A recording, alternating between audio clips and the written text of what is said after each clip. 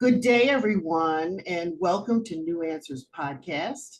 For those of you who are familiar with us, you know that we're a community of everyday people sharing solutions to challenges that life presents to us based on our personal experience. And I'm here with special guests that I invite to talk about different topics. And today's topic is unconditional love, finding unconditional love. I don't know that I'll get it.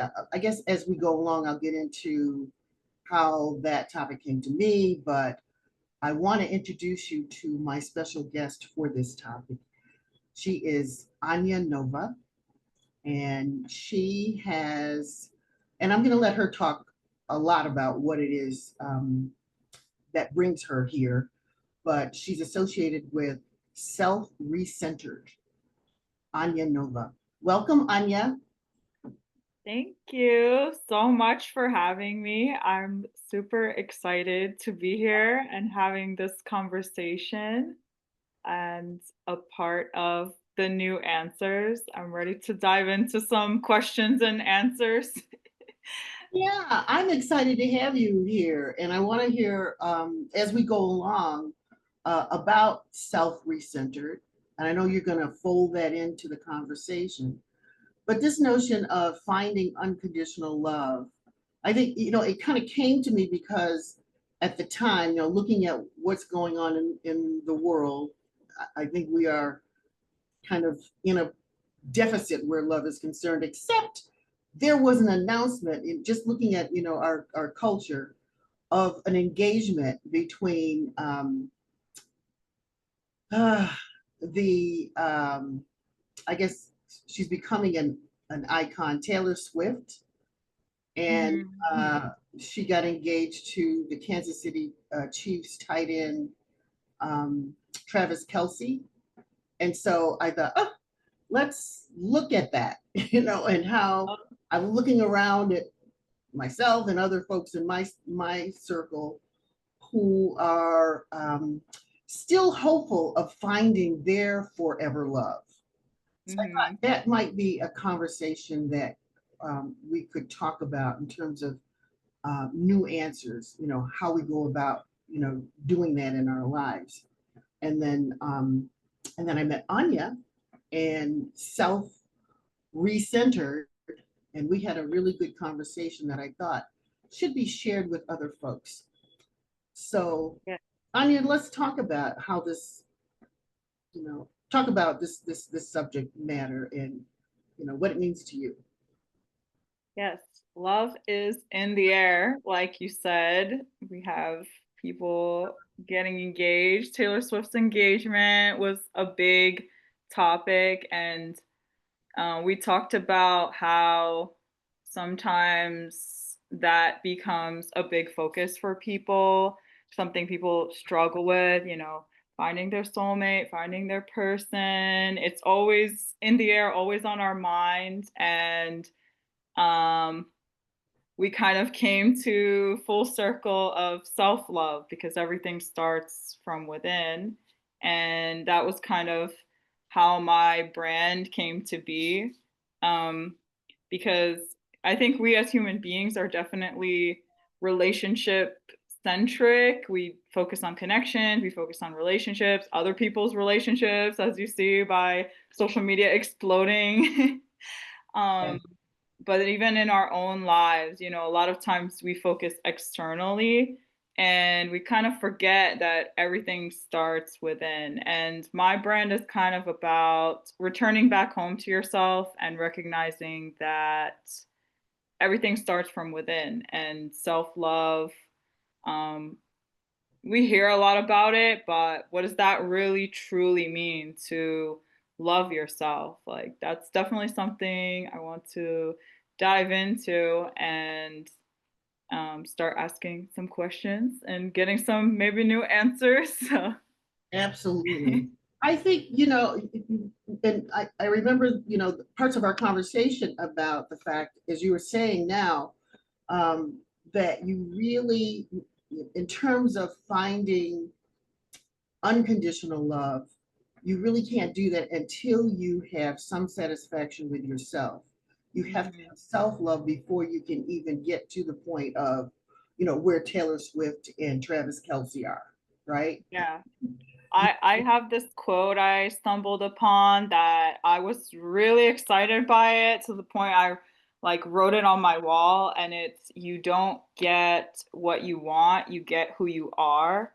And a lot of us, we want obviously a fulfilling relationship, significant other, like that's something definitely to aspire to, and that's definitely something that is understandably, a human desire to love and be loved.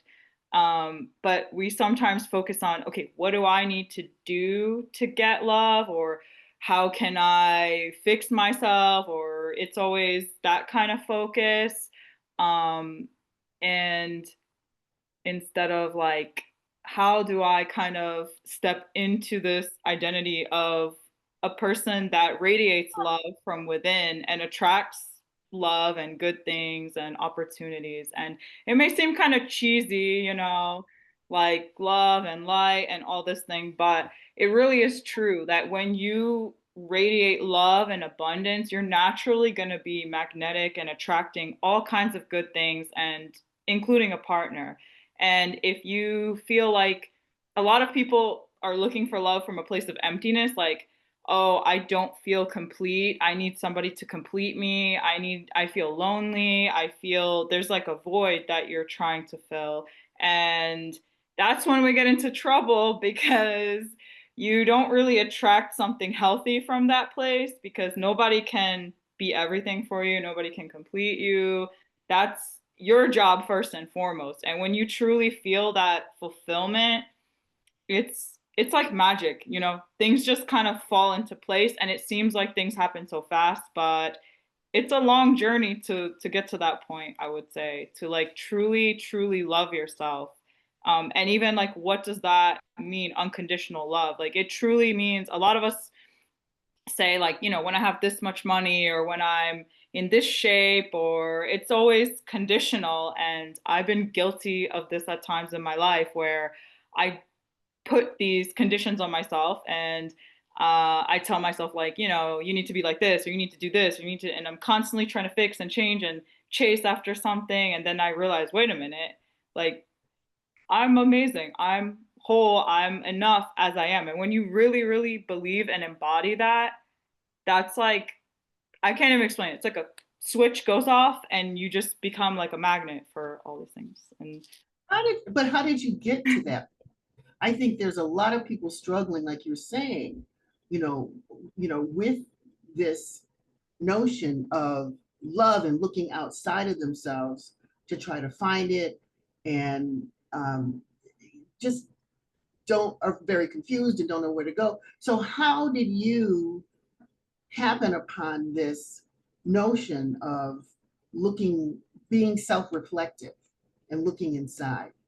What was that journey like for you? a lot of heartache in that process for sure.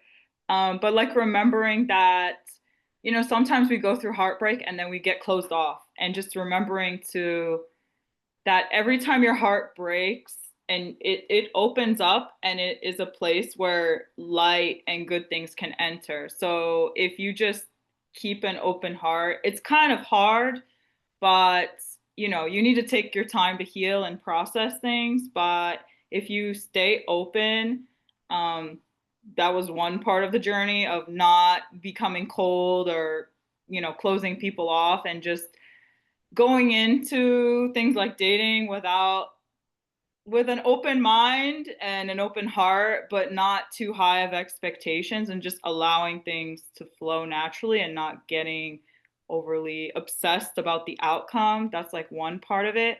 And then the second part is accepting the parts of myself that maybe are not so lovable, and realizing that was probably the most challenging part, is looking at parts of myself that are not so pretty, like kind of a little bit could be scary, like things, when you get jealous, or when you, because these are normal human emotions. Like, we all have a dark side, a shadow side. And if you act like you're this, perfect little creature, that's not really love, because as soon as you don't act a certain way, like if you kind of try to hold yourself to the standard, and as soon as you break that standard, you're gonna have a hard time, because that's not really love and acceptance. You got to accept the dark and the light side of yourself, like truly, truly accept. And then the other part is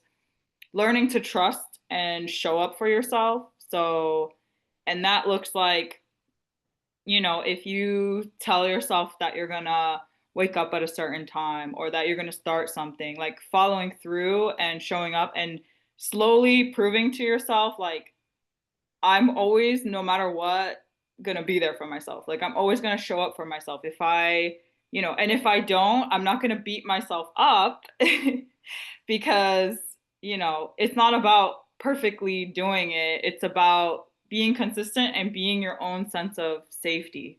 And I think we look for that a lot of times in someone else, but we forget that, if someone disappoints us, like, oh, I wish they showed up for me. Well, we can also do that for ourselves, like that's what we really want in that moment, is someone to kind of like drop everything and soothe us.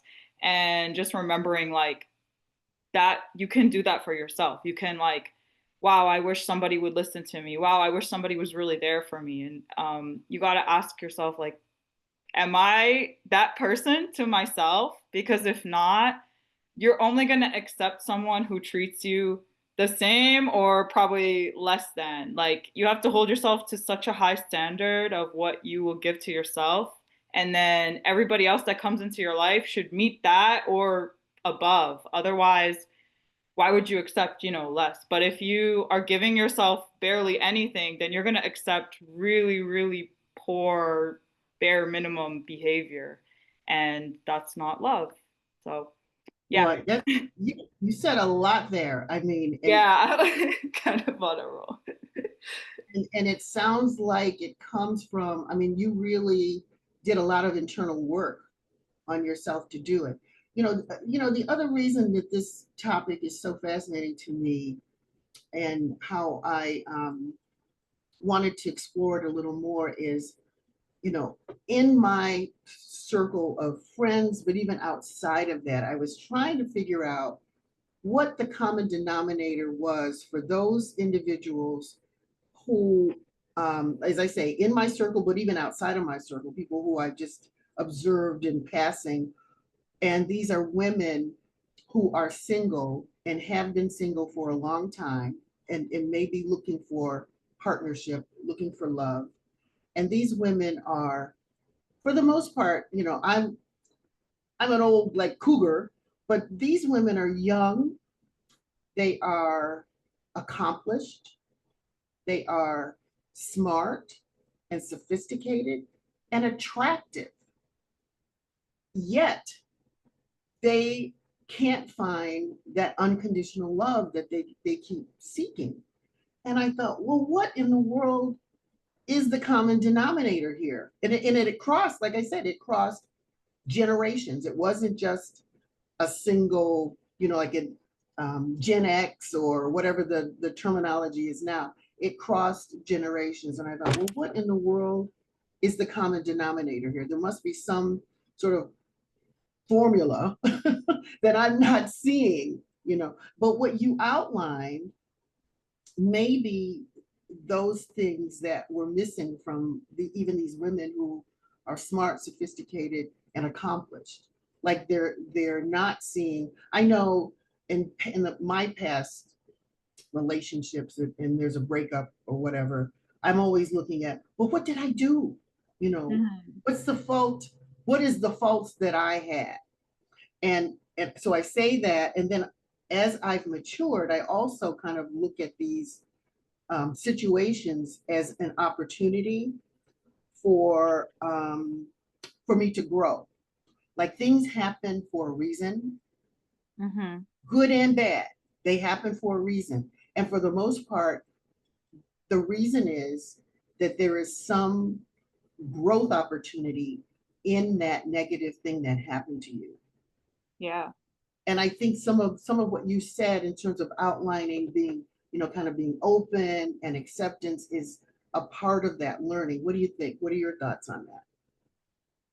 Yes, definitely.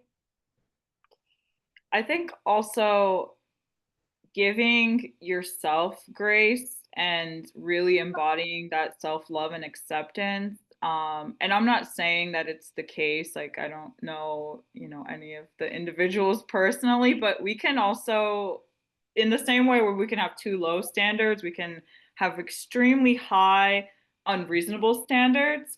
And that's not to say that, I want everybody to have it all, like have what you want, but sometimes giving grace to people and understanding like we're literally all just human beings trying to navigate and do our best. That's not to say you need to tolerate disrespect or things below your needs. But I think sometimes we kind of expect someone to be everything. And this is like newer, as we're developing as a society, because I don't think that was always the case. Like marriage was more like, I think, kind of a strategic business type of ordeal before. And now it's, they have to be, your lover, your confidant, your best friend, your the person you go on trips with, and if you, especially as women, like creating a rich community around you of friends and family and just a network, like everybody cannot be everything for you. And I'm not saying that's always the issue, but I think sometimes we have these extremely high expectations of what we want in a partner. And, um, you know, of course, being aligned on core values, I think is really important as well. So I'm not saying to just pick anybody, of course, use discernment. But I think sometimes we really do expect that person to kind of fill that gap and like be everything for us. And yeah, I've definitely been guilty of that in the past and realizing areas where I wasn't showing up for myself, and that that's not anybody else's responsibility, like no one's coming to save you type of thing. And I think sometimes we think like, okay, I'm just gonna find the love of my life and then they're gonna do this, and that just isn't reasonable. That's not really truly love. Like love is always a risk, and it's always, you really got to approach it with grace and an open heart, like true love. And I think maybe people struggle with what that really looks like. And a lot of it, again, goes back to if you really love and show up and fulfill yourself, that other person is just kind of like the cherry on top. They're not like a make or break. But I think we put so much weight on this person that we're just waiting for like Prince Charming to walk through. And that's just not reality. But that, again, that doesn't mean any schmuck is acceptable either. There has to be a balance between that. But sometimes I think we really put so much weight on this magical other person. And the second thing I think is this, like, the concept of soulmate and this and that. I go back and forth on if I really believe in soulmate. I more think love is really a verb and a choice. So to me, love is two people deciding they want to grow together and that they're in it and they choose each other every single day over and over again, no matter what. And that's maybe like not a super romantic way to look at it, but I think that's a beautiful thing to understand, that kind of what you were saying, like, maybe not everybody is meant to be in our life for forever. Maybe some people are lessons or seasons, but that doesn't mean that the love wasn't there. That doesn't mean that that person or that relationship wasn't special. It just wasn't meant to last forever. And taking that weight off of it and the pressure and the how it's supposed to be in your mind, and just allowing that person to be what is. And isn't it a beautiful thing to feel truly chosen and not like you're like wrestling someone into submission and making them do what you want? So I would much rather have that kind of relationship where I know okay, we want to be here. We're actively choosing each other every single day. And no, it's not always easy. No, it's not pretty, but we're doing like that's the work, I think. And I don't know, maybe some people have a romanticized idea or put so much weight on the one person. I think that gets us hung up and stuck a lot of the times, I think, and could be blocking us from finding a really great person that maybe, maybe they don't check off all your boxes, but if they align on your values and they're loyal in the sense of they choosing you every day, that's something pretty rare, I would say. And Yeah, that to me is love. I totally agree. I think that, some of us do have high expectations that are just not realistic. And here and listen to this. This may be I don't think it's controversial at all, because I've had these conversations with girlfriends before about some of that comes out of what we were brought up with. How There's how we were raised, which I want to get to too, but also what we've been exposed to.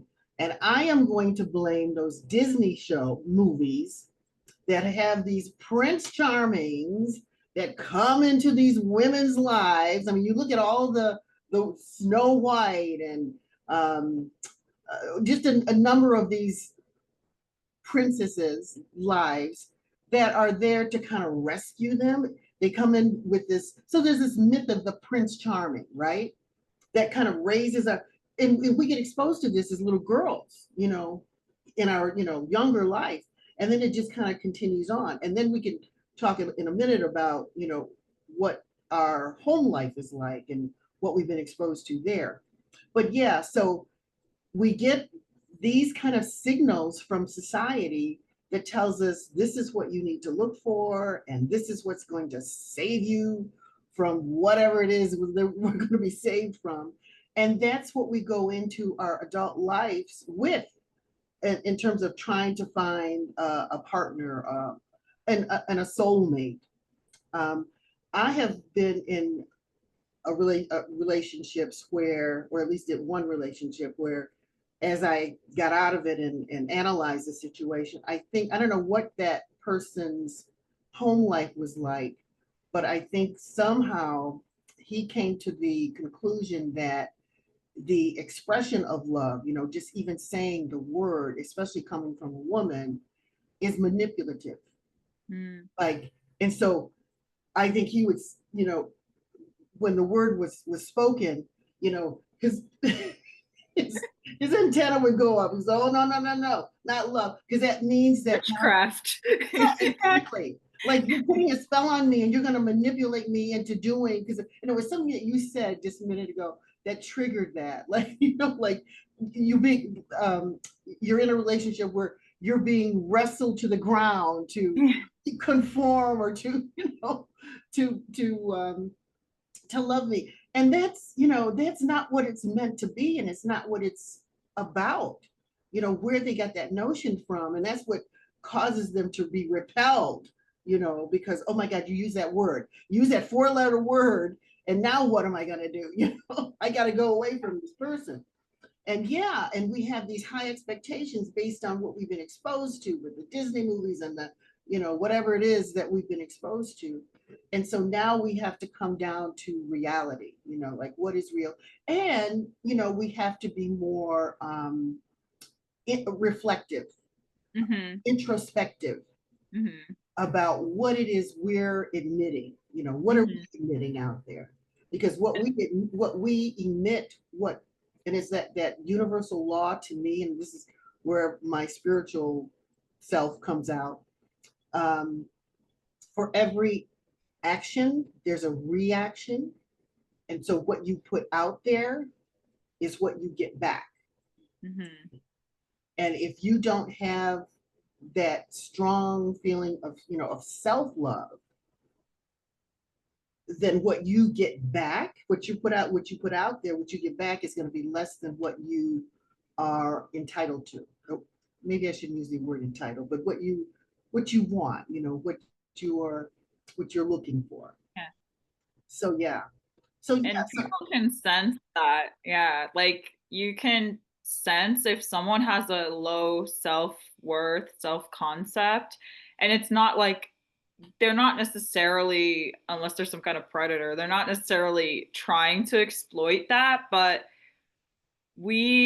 our communication, I think, is only 7% what we say. Everything else is body language and the energy and all this. There's so much else going on in communication. And if someone is very low self-esteem, doesn't love themselves, that's not gonna go well because you're gonna attract someone that wants to, whether they're consciously doing it or not, they are gonna become aware of that and they're not gonna treat you well because you kind of, however you treat yourself, that's how you teach others to treat you as well. So if you're constantly putting yourself down, like you're teaching people like this is how I want to be treated. Like please don't treat me well. And it's sad, but that's kind of what Yeah. we do subconsciously at least.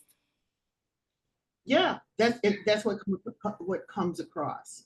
So let's move into this conversation then about beyond the societal culture, pop culture that we're exposed to, what we're exposed to in our home life, our family, um, and how our childhood patterns shape who we are and what we aspire to, right? And I have this kind of a theory that may not, something that I've come to, and it may be something that's common knowledge to a lot of people, but it came to me just a few years ago. And I've been on this planet for a long time, but it just came to me a few years ago. And that is the relationship that we women have with men is shaped by the the male figure we had in our lives and Yeah, that relationship was. And yeah. whether or not, and I grew up in a house, well, uh, I never knew my father. So I had a single parent mother, and then she died. And then my sisters and I went to live with her brother and his wife. So I had a male figure in the household, but he was emotionally unavailable. Mm. He's not, he was there, he was providing for us, but he was not. So I think that definitely shaped the relationships I think I had as a woman growing, as a young woman growing up. So what are your thoughts on that? And what's your experience with that? Well, I think for sure there's a lot of research about, the way that our first relationships that we see modeled in our formative years, how that impacts us. And I've heard it said that we kind of repeat these patterns over and over again to heal. So, like you mentioned, let's say emotional unavailability, you would likely seek out partners that were similar and kind of try to fix that. And I had a similar experience personally. Growing up, I had similar, but it was more with my mom being emotionally unavailable. I think, yeah, for father daughter dynamic definitely plays a role. But yeah, in general, I think our parents are our first, or our caretakers are our first glimpse at what love is and what relationships are. It kind of also goes into attachment style, which we learn from our mother. So I have like the flip side experience of a really kind of tumultuous relationship with the mother. And I've read and studied a lot about mother wound and how that affects things. And I definitely see, the older I get, how that plays out in my relationship. So I noticed, yes, emotional unavailability, especially for me, funny enough, through the form of people that are very successful or very much kind of workaholic, like they're very involved in their careers or involved in, and using that as kind of their full identity and not really being present. And I noticed like I gravitated towards that type of partner over and over again. And I was like, oh, this is a pattern. Okay. Yeah. Um, and noticing that that's something that I had to kind of heal from and figure out how to emotionally regulate. Because I've been on, I don't know if you're familiar with attachment styles, but I've done a lot of reading on that as well. And there's basically, I believe it's four types. So you have avoidant, anxious, and then you have kind of both, is like the main ones. Usually, oh, and then you have secure. So secure is what we all want and strive for. And secure comes from when the mother or the primary caretaker gives you a secure sense of, you know, that you can depend on her, and it sets you up as a child to feel safe with love. And then with an anxious person, you kind of learn to overextend, and because love may have been, you know, it might have been an emotionally unavailable situation. And then the avoidant person learns from an early childhood that love is unsafe. So like the person you were talking about that was scared of love or the word love, they're Yeah. likely probably avoidant because Yeah. they basically learned usually at an early age that love is unsafe. And so they push people away, even though deep down inside, an anxious and an avoidant person yearns for love and closeness and connection, but they're also terrified of it. And then those two are polarized and they tend to attract each other because the anxious person will basically spend their time chasing the avoidant person and thereby pushing them away because the avoidant is running from any form of intimacy, and they kind of have this push and pull dynamic. And then Yeah. you got the last other type, which I believe I'm actually in this type, which is fearful avoidant. And that is when I'm not secure and healed. When I was in an unhealed state, I could see myself falling into this where you're basically both. You are simultaneously, you want and yearn, and you will do anything. You'll bend over backwards, you'll forget all your needs. And um, I think they say that as a child, you kind of had to become sort of like a parent or caretaker role, usually, or you had to overextend. You had to always be like the emotional regulator. And so you learned to cling on to love.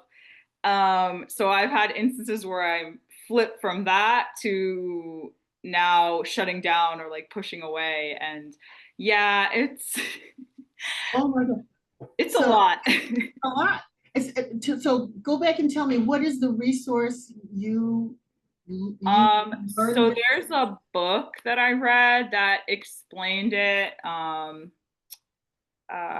think the book is called Attached, Attached. Okay. and it's by Amir Levine. Yeah. So I read that book. I also have it on audiobook, so like replay it sometimes. And it explains, you know, the I guess the genesis of how attachment styles are formed and then kind of how they play out and what the dynamics are. So, yeah, I highly recommend that book actually. And I'm I'm after, I'm gonna put it in the description or in the comments at the when we post this. So I'll get the first name of that author from you at the end of this. But yeah, I'll I'm send sorry it to you. I interrupted you. Go ahead.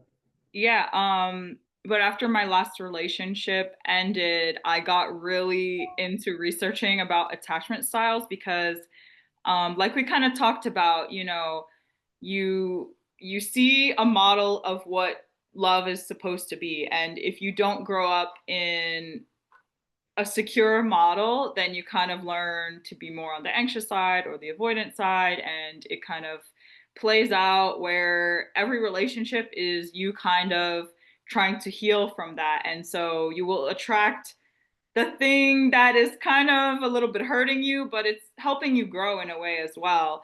And then me noticing that pattern, you know, over and over again, I kind of prompted me to do a little more Mhm. so soul searching, if you will. And then I came across this book and I got really, really interested in studying Mm. attachment styles. And um, another thing that is interesting, I don't know if it's true or not, but I heard that most of the dating pool, especially on dating apps, is a lot of people with an avoidant style. Uh, Because the anxious person is clinging for dear life to their partner and like trying, not trying to keep everything together and carrying the whole emotional weight. And then secure are always paired with secure, because if you're secure, you would want that as well. And these two, the avoidant and anxious, usually pair up. So the most common person you'll come across will be the avoidant because they are more likely to discard people and this and that. So I don't know if that's true, but I um, don't know if it's true or not, but that makes sense to it me. does make a lot of sense. And let me tell you my experience. So this the last relationship I had that I was telling you about, the person who um, didn't want to hear the word love because I think they interpreted to mean you're going to manipulate me kind of thing. I met him on a dating app, and I realized then that these dating apps, because he was the third of three folks that I dated from a dating app, and they seemed to be serial daters. Like they weren't serious about a relationship. I said, okay, that's Yeah. for me. Three times is enough. Yeah. That's it Well, for me. not to justify their behavior, but a lot of people, I think, deeply want connection. And unfortunately, some, as much as they deeply want it, they're also deeply terrified of it because if you Oh, truly love, like, love is always a risk. Like, you cannot control another person. You cannot make sure they don't hurt you, they don't betray you, they don't cheat on you. There is no foolproof way, no matter how lovely the person is, there's no guarantees. It's always a risk. And if you approach it with a closed heart and you're like, okay, I don't want to get hurt, I don't want to get hurt, and you have your walls up, that's not really love. You have to kind of allow yourself to be vulnerable. And it's a scary thing. It's understandable because we interact with people time and time again that reinforce this fear. And usually, people with attachment issues, they kind of internalize that to such a deep level because a secure person, if they are in a relationship and it ends poorly, or if the person starts acting avoidant, or if the person starts doing these behaviors, a secure person is going to say, no, I don't accept that. I value myself too high. I'm going to walk away from this. An right. anxious person is going to be like, oh my God, what can I do? What can I do? What am I doing wrong? Like, let me fix it. Let me fix it, and like clinging on for dear life. And then an avoidant person is going to be like, all right, well, love sucks and everything is horrible and I'm just going to, everyone is out to get me, and they have this like negative, a secure person doesn't personalize the situation. You kind of have like a really good reflection after the fact. It's like every relationship that ends, that's not like a personal attack on you or on the other person. It just, all it simply means is that you guys were not, you know, aligned at the end of the day, or you went, going your separate ways is just, that's life. And you don't look at it like I'm a failure or everyone's horrible or everyone, but if you do have that mentality and then you continue to cycle through more people, Yeah, the saying hurt people kind of thing. So yeah, exactly. And so there's so much I want to talk to you about, and I know. Well, let's just go. Let's just keep going. I let's do it. I want to talk about the fact that, oh my gosh, I'm losing my thought. Well, first, let me just say, for those of you who are just tuning in, we're talking about unconditional love with Anya Nova of Self Recentered. And we are not professionals. You know, you are joining in a community of everyday people. We're sharing our personal experiences on life's challenges. And for us, it was, we're talking about the subject of unconditional love. Finding unconditional love to me is a life challenge. But we're not therapists. this, what we're conveying here to you is based on our own personal experience and the learnings that we have gathered and gained along the way. And Anya just mentioned the book entitled Attached, and the author of the book, I missed the first name, but it's Levine is the last name. I am going to put that as a resource in the description and in probably the comments below. Um, but I wanted to talk about, there was something that you said that triggered a thought, which I have just lost. But I guess I wanted to say how, in terms of my personal experience and the way that I've been approaching love, let me just say this, uh, is I have been, whatever, however the relationship went, I've always taken some time to reflect and figure out what happened, so that I can learn from that. But here's what you said that made me think. What about those folks who are sort of I they're, I don't, I wouldn't call them serial daters, but anyway, they're in and out of relationships, but they don't take the time to reflect. They don't see the pattern. It just kind of goes over their head, and they continue to repeat, the attraction of the same types of people, and it ends in the same way, but somehow they haven't taken the time to see that there is a pattern. What advice do you have? What is it that you use to kind of get out of that, to be able to stop and take in between relationships? Because some people just have to be in a relationship no matter what. So if one ends, they gotta quickly find another one, right? And it's usually not, it doesn't end good because they haven't picked up on, the things that needs to change. So what advice do you have for that based on your experience? Hmm. You may have talked about that a little bit earlier about, stopping and taking a look at, the way things have gone, right? Yeah. Well, one is definitely to realize that you are not the victim or the hero of your stories that Mm, you have with other people. Um, and a lot of times we paint ourselves as one of the two.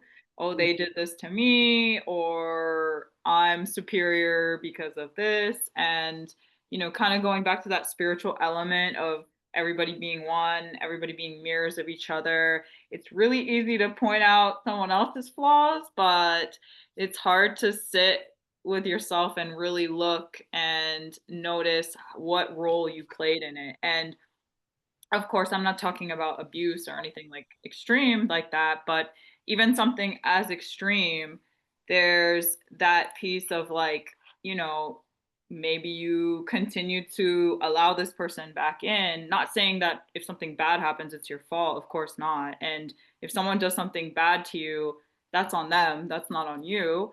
And at the same time, you are the common denominator of all your relationships. So a huge red flag for me is definitely when someone says, all my exes are toxic or something of that effect, because that shows me that they take no accountability or growth in any way, shape, or form.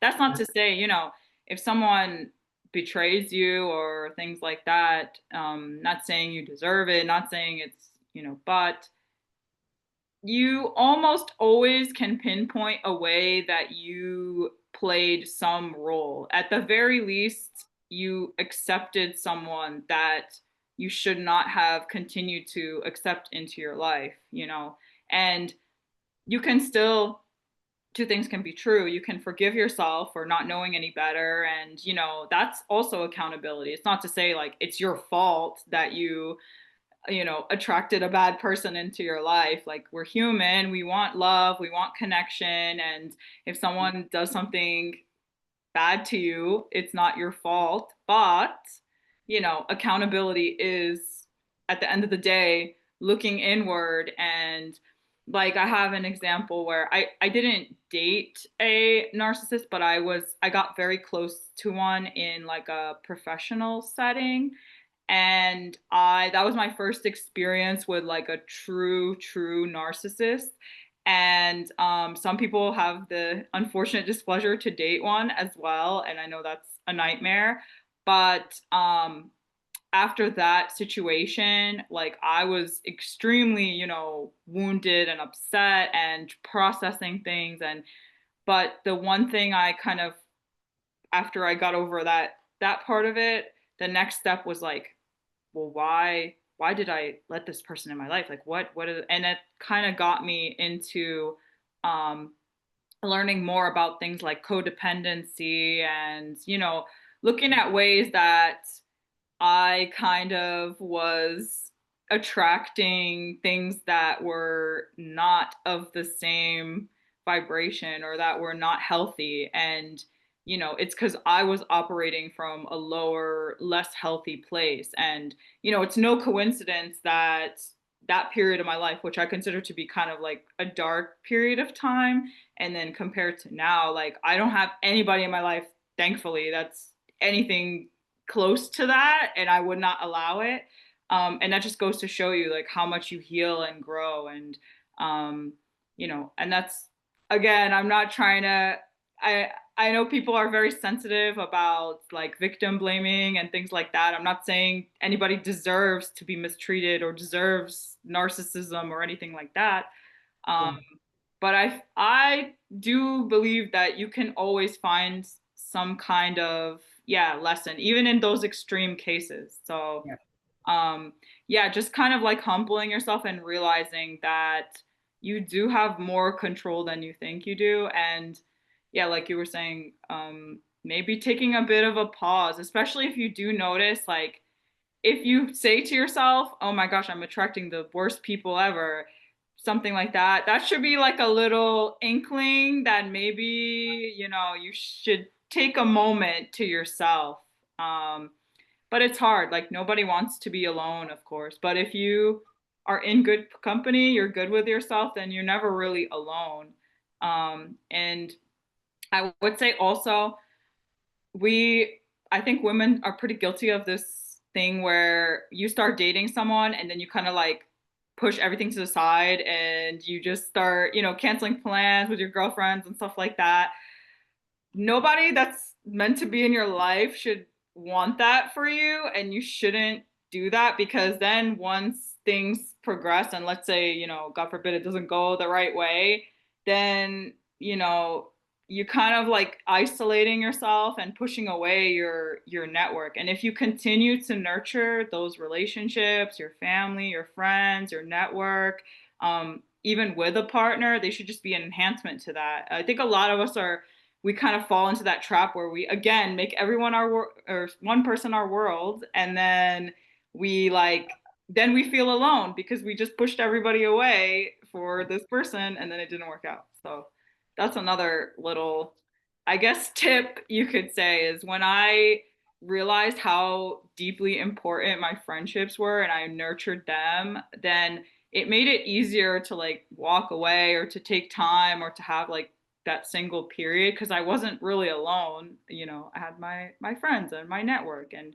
that Yeah. doesn't make you weak. Like no one said you have to, I think there's like this advice that after a relationship you just need to, like, I don't know, go into a cave and process. And like no, you can lean on your support system. You don't have to be literally alone, but you I think you do need time and space to heal. So yeah. Wow, that's really good, helpful advice, based on your experience. So you seem to be very self-aware. I don't know whether that's, in your nature to be or not. And I consider myself to not be that self-aware. I'm working on it though, even at this stage in my life. I'm now beginning to, with everything that happens to me. So this is not even talking about relationships. I am now trying to take my own temperature, to figure out, if I'm feeling something different, I want to understand, what is it that triggered that different feeling so that Mhm. I can become more self-aware. But for those of us who aren't self-aware as much as Anya is, and I don't know whether you maybe you developed that skill or maybe that's something that you were born with. But if you're not born with that, I think a rule of thumb for me has become relying on my instincts, that gut feeling that you have. If you have any inkling, any gut feeling of any kind, don't ignore it. It is, and I don't like to speak in sort of in absolutes, but for this, I do speak in absolutes. Your instincts are never, never wrong. So you pay attention to that gut feeling, that instinct that you have when you're in a relationship or approaching a relationship, and that becomes your guide, as to how you need to proceed. For those of us who aren't, and then take a beat. If that gut instinct is telling you that, oh, this is not the relationship you need to be in, it's not going to be complementary to you at all, um, then get out of it, take a beat before you get into the next one. What is it I need to learn from this before I get into the next one, so that you don't have this repeated pattern of negativity. That's Mhm. You don't want that. You don't want that. So Yeah. so I know we've been talking a lot. This has been so helpful to me. I hope it's helpful for those of you who are listening. Um, but I want to learn more about self-recentered. Anya, tell us about that. Uh, why you found it, what it is, why you founded it, and how people can learn more about it. Get into Yeah, sure. Um, and I am definitely thoroughly enjoying this conversation.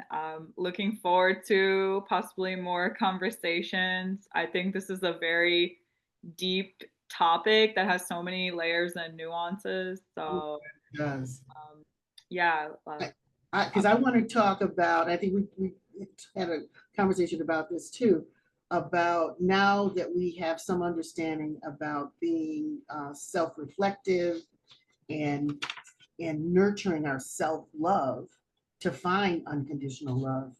I want to talk about how that radiates out into the community, how we go from personal self growth and development in love relationships, and how to share that out into society, community, society, the world. And yeah, that could be a topic that we tackle next. But absolutely. And yeah, how I came about with self-recentered as um, it's a podcast that I have on all platforms, but it's also turning into kind of a brand and a movement. And I call it's a sanctuary of self return. And basically, it's finding home within yourself and coming back to yourself and really getting to know yourself deeply, trusting yourself fully, and loving yourself unconditionally. And I believe that when you pour into yourself and you show up for yourself and you act self centered, which is basically just focusing on yourself, you people would say maybe that you're being selfish, but you actually show up better for others when you put yourself first and you really take care of yourself, especially for women, because we tend to overextend and overgive, and especially mothers, and but women in general, we kind of a lot of times are struggling to keep the peace, and we have more of a tendency to people please and kind of overlook our needs in order to serve others. Not saying that men don't as well, but being a woman, I identify with that experience. So, and I notice a lot of times, we kind of get into this hyper overworking, overextending, and we just push our needs to the side, push our needs to the side. And through my experience of dealing with things like burnout, recovering from people pleasing, from all kinds of ways that I felt I was neglecting or abandoning myself, and then coming back home to myself and realizing that that is kind of the key for everything. I have a theory that if everybody focused on themselves and was self centered, it would actually make the world much less selfish and a better place, because that ripple effect of you taking care of yourself, putting your oxygen mask on first, like they say on the plane,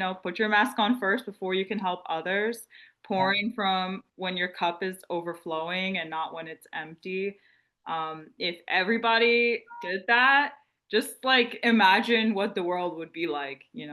But a lot of times we put so much energy into what everyone else is doing, what's going on in the world, and especially with how chaotic things can be in this modern age.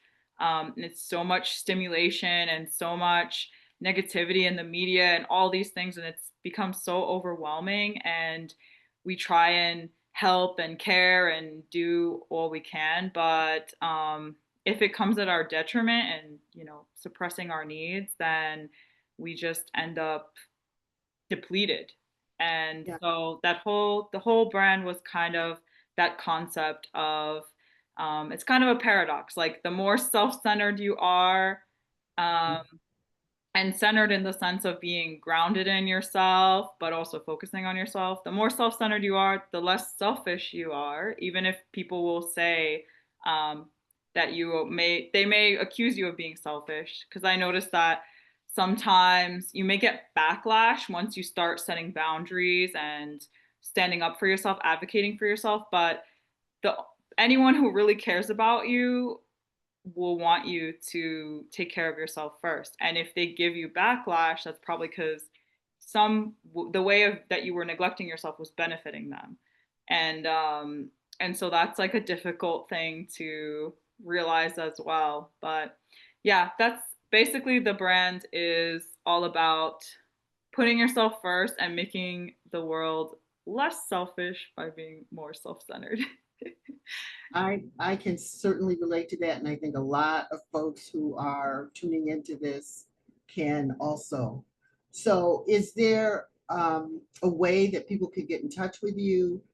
Um, Yeah, so I have you can go to my website, selfrecenter.com, and then you can also email me, Anya at selfrecenter.com.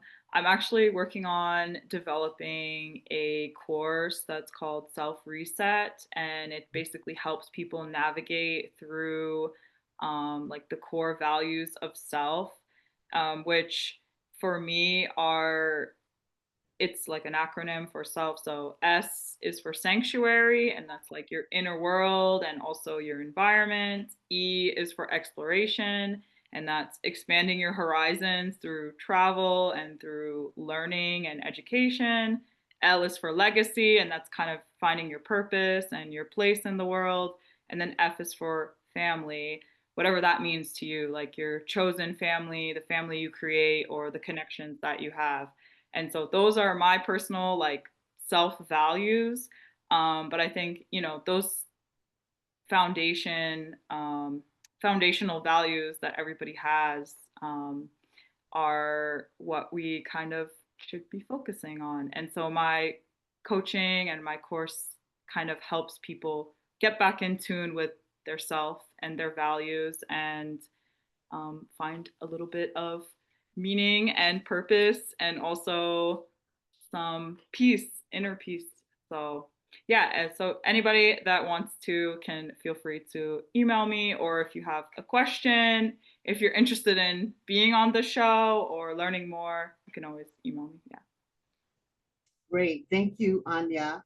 So I will place Anya's contact information also in the comments and in the description so that you'll know how to get in touch with her to find out more about self-recentered.